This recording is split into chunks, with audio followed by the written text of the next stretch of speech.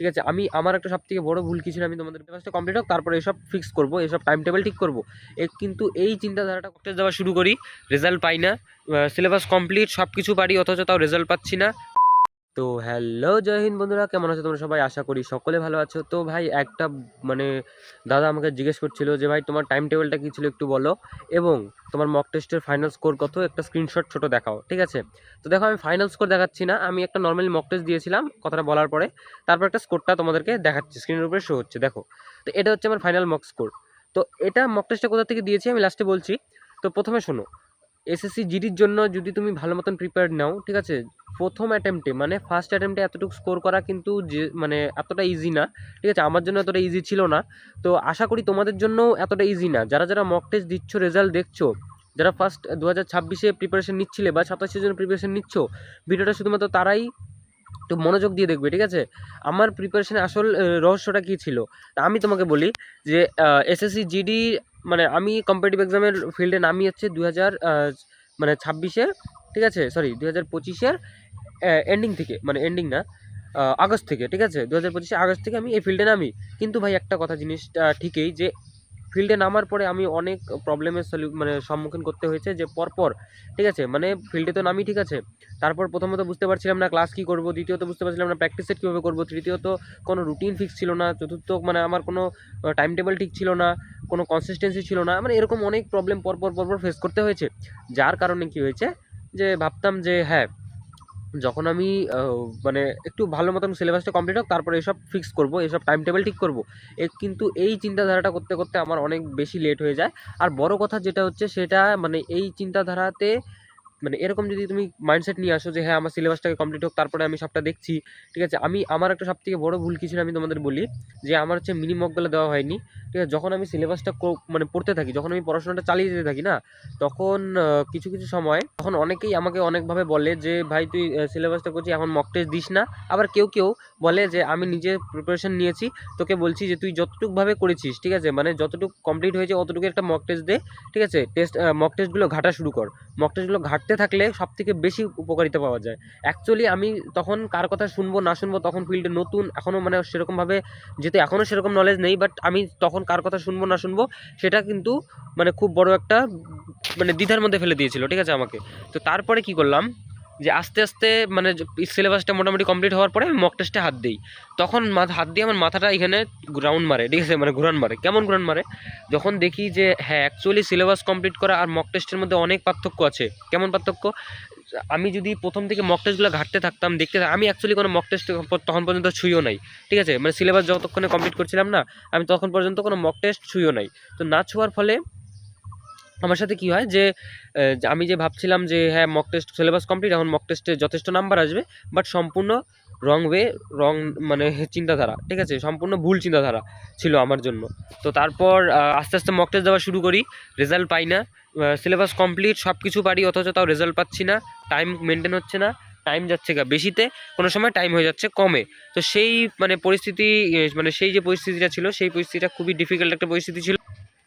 মানে ডিফিকাল্ট পরিস্থিতিটা খুব মানে এই জিনিসটা ফেস করতে করতে আমাকে অনেক দিন সময় লেগে গেছে, প্রায় 2 থেকে 3 মাস। মানে যখন এসএসসি জিডির সবাই বলছিল যে ফেব্রুয়ারি 23 তারিখে এক্সাম হবে, নোটিশও দিয়ে দিয়েছিল, বাট তখনও মানে আমার সেরকম কোনো প্রিপারেশন ছিল না, ঠিক আছে? মক টেস্টে সেরকম কোনো ভালো স্কোর ছিল না, মানে বহুত পরপর আর কি অনেক মানে কী বলে জানি, ব্যর্থতার সম্মুখীন হতে হয়েছে। তার পরবর্তীতে কী করি, আমাকে অনেকে তখন জিজ্ঞেস করে, মানে তখন যখন পড়াশোনা স্টার্ট করি তখন অনেকের সাথে পরিচিত হয়, অনেকের সাথে ইউটিউবে আরও পরিচিত, ঠিক আছে, অনেকের সাথে পরিচিত হওয়ার পরে জানাশোনা বাড়ে। তখন আমাকে অনেকে বলে এইভাবে যে আমার এগুলো ভুল ছিল। হ্যাঁ, আমিও অ্যাকসেপ্ট করি, হ্যাঁ আসলে এগুলো আমার ভুল ছিল। আমাকে প্রথম থেকে মক টেস্টটা দেই চাই না দিই, আমাকে দেখতে লাগতো, ঠিক আছে? এটা হচ্ছে সবথেকে বড় কথা। একটা মক টেস্ট দেখতে বেশি সময় লাগে না, খুব বেশি হলে আধা ঘন্টা সময় লাগে। তুমি পারো চাই না পারো, তুমি আগে জাস্ট ট্রাই করো, ওকে? তো এই জিনিসটা ছিল। তো তারপরে এসব ফেস করতে করতে আস্তে আস্তে মক টেস্টের স্কোরটা বাড়ে, প্র্যাকটিস দিন দিন প্র্যাকটিস বাড়ে, মক টেস্টের স্কোর বাড়ে। তারপর আবার প্র্যাকটিস কমে যায়, মক টেস্টের স্কোরও কমে যায়, যেটা সমান কথা। এটা আমি আগের ভিডিওটাকে বলেছিলাম যে প্র্যাকটিস কমের কারণে আমার মক টেস্টের স্কোর অনেক কমে গেছে, ঠিক আছে? তো তারপরে কি হয় যে আমি নেক্সট আবার এরকমভাবে প্র্যাকটিস চালিয়ে যাই। মক টেস্ট স্কোর মিনিমাম এখন একটু অ্যাভারেজে চলে এসছে, ঠিক আছে। আগে আমার আরেকটু বেশি ছিল। আর প্রথম কথা কি, আমি একটা মক টেস্টকে 2-3 বার করে দিতাম, ঠিক আছে, মানে যার কারণে যে আমার মোটামুটি আর কি নাম্বারটা এভারেজ আসতো, ঠিক আছে, এত ডাউনফলেও ছিলাম না, এভারেজ মোটামুটি নাম্বারটা আসতো। আর আমি অ্যানালিসিস খুব বেশি করে করতাম। যদি কোনো সময় কোনো মক টেস্টের মধ্যে কোনো কারণবশত নাম্বার কম আসতো, তাহলে এটাকে পরবর্তীতে আবার এটাকে মানে অ্যান্সারগুলো দেখে আমি নিজে আবার প্র্যাকটিস করতাম, ঠিক আছে। এইভাবে করতে করতে আস্তে আস্তে জায়গা মতন এসে পৌঁছালো। আচ্ছা ঠিক আছে, এতটুক চলো। তারপরে হচ্ছে অনেকে আমাকে এখন জিজ্ঞেস করে, যাতে আমরা তখন নতুন, তো আমরা কীভাবে করব। তা আমি তাদেরকে একটাই সলিউশন দিই, ভাই তোমরা কীভাবে করবা, কী করবা সেটা তোমাদেরকে আমি বলি। যে তোমরা এখন একটা মক টেস্টের হালকা একটা ব্যাচ নাও, ঠিক আছে, একটা মক টেস্টের ব্যাচ নাও। তো প্রথম কথা, মক টেস্টের ব্যাচ নাও বা যেখান থেকেই মক টেস্ট নাও, ব্যাচ ছাড়া তো মক টেস্ট ভালো কোথাও পাবে না। আর মক টেস্ট একটা নাও, নেওয়ার পরে প্রত্যেক দিন একটা মক টেস্ট, যতক্ষণ পর্যন্ত ওই মক টেস্টটায় ভালো স্কোর না আসছে ততক্ষণ পর্যন্ত ওই মক টেস্টটা ছাড়বে না, ঠিক আছে। তোমাদের কাছে যথেষ্ট সময় আছে, তোমরা ডেলি একটা করে মক টেস্ট দাও, কাফি, ঠিক আছে। যদি তোমরা 100 দিন 100 মক টেস্ট দিতে পারো, একদম যথেষ্ট, এর থেকে বেশি মক টেস্ট আর দেওয়ার দরকারই পড়বে না, ঠিক আছে। এই যে যারা যারা বলে না বেফালতু কথা, যে অতিরিক্ত মক টেস্ট দিতে হয় বেশি, ও তো দরকার হয় না। আমি ডেলি একটা করে মক টেস্টের কথা বলছি, ঠিক আছে। তোমরা ডেলি একটা করে দাও। আর স্কোরটা অ্যানালিসিস ভালো কপ থেকে দেখা যায়, এই যে দেখো নেক্সট র্যাঙ্কারের মধ্যে এখানে দিয়ে দিয়েছি, আমার স্কোরটা এখানে আছে, ঠিক আছে। এই স্কোরটাতে কী হয়, সবথেকে বেস্ট হচ্ছে তুমি যদি মানে ভালো মতন যদি প্রিপারেশন নাও, ঠিক আছে, ভালো মতন যদি পড়াশোনাটা চালাও, তখন গিয়ে তুমি বুঝতে পারবে যে না, তোমার আসলেই মক টেস্টের স্কোর ভালো। আর যদি তুমি এখন একটা মক টেস্টের ব্যাচের কথা বলি, একটা মক টেস্টের ব্যাচ নিতে গেলে 350 টাকা লাগে, ঠিক আছে। টেক্সট বুকের থেকে যদি নিতে যাও 350 টাকা লাগে। আর যাদের আরডব্লিউ আছে, তো আরডব্লিউর মক তো আরডব্লিউর মকের মতনই হয়, আলাদা একটা মক টেস্ট নেওয়ার জন্য আমি সাজেস্ট করি। কারণ ওখানের মক টেস্টগুলো ওই পড়ার লেভেলেই হয়, আর অন্যখান থেকে নিলে কী হয়, যে একটু আলাদা লেভেলের পাওয়া যায়, ঠিক আছে। এই জন্য আমি বলি যে অন্য একটা ব্যাচ নিতে হয়। তো সেই জন্য তোমাদেরকে সাজেস্ট করবো যে নেক্সট র্যাঙ্কারের মধ্যে যাও, সেখানে গিয়ে 150 টাকার একটা ব্যাচ রয়েছে, ঠিক আছে। অনলি 149-এর একটা ব্যাচ আছে, সেই ব্যাচটা নাও, ঠিক আছে। ইনক্লুডেড তোমরা এখানে অনেক কিছু পেয়ে যাবে সাথে। তো ওখানে থেকে ওই ব্যাচটা নিয়ে ওটাতে কন্টিনিউ করো, ঠিক আছে। আমি তোমাদের রেজাল্ট দিতে পারবো, মানে তোমরা নেক্সট তোমরা নিজেরাই বলবে যে হ্যাঁ দাদা, অ্যাপ্লিকেশনটা সত্যিই ভালো, আর আমরা ভালো রেজাল্ট করতে পারছি। আর এই ট্রিক্সটা, অ্যাপ্লিকেশন যেমন তেমন, আমাদের যে এই যে ছোটো ছোটো ট্রিক্সগুলো, ছোটো ছোটো স্টেপগুলোই একদিন একটা বড় স্টেপে পরিণত হবে, ঠিক আছে।